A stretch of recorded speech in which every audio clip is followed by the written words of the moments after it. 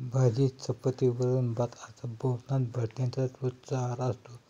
भाजी आणि वरण बनवताना त्यात आलं लसणाची पेस्ट वापरली जाते. यामुळे त्याला आणखीन छान चव येते. मात्र रोज थोडी थोडी आलं लसूण पेस्ट बनवायला खूप कंटाळवाणं काम असतं. म्हणून काही महिला विकतची आलं लसूण पेस्ट आणून जेवणात ती वापरतात. आलं आणि लसूण दोन्ही पदार्थ भारतीय जेवणामध्ये भरपूर प्रमाणात वापरले होतो. सर्वात महत्त्वाचे म्हणजे या दोन्ही पदार्थांमध्ये शरीराला आवश्यक असणारे पोषक गुणधर्म अधिक प्रमाणात आढळतात.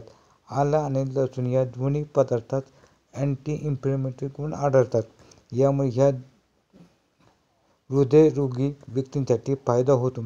याशिवाय आलं लसणात अँटी कॅन्सर गुण असतात. प्रतिकारशक्ती वाढवण्याची योग्य क्षमता यामध्ये असते. हीच पेस्ट अनेकजण घरात तयार न करता बाहेरून तयार स्वरूपात घेऊन येतात. तुम्ही आलं आणि लसूण पेस्ट वापरत असाल तर माहिती ऐकून तुमच्या पायाखालची जमीन सरकेल. लसणाची पेस्ट म्हणजे प्रत्येक पदार्थाची चव वाढविण्यासाठीचा आवश्यक आणि महत्त्वाचा घटक होय. आलं लसूण न वापरता जेवण करणे याची कल्पना करू शकत नाही. झणझणीत रस्सेदार ग्रेव्ही करायचं म्हटलं की त्यात आलं आणि लसूण पेस्ट पाहिजेच. लसणाची पेस्ट वापरण्याची सवय असते.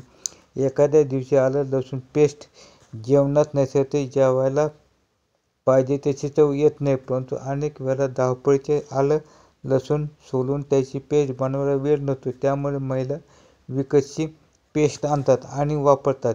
पण तुम्ही कधी विचार केला आहे का पेस्ट कशी बनवली जाते? सध्या एका गृहिणीने दावा केला आहे की तिला दुकानातून आणलेल्या आलं लसूण पेस्टच्या पाकिटामध्ये प्लॅस्टिकचे कण आले. त्यात त्या महिलेने एका कुकरमध्ये आलं लसूण पेस्ट टाकली. गॅसवर ठेवली असता ही पेस्ट संपूर्ण कुकरला चिकटली आणि जळाली.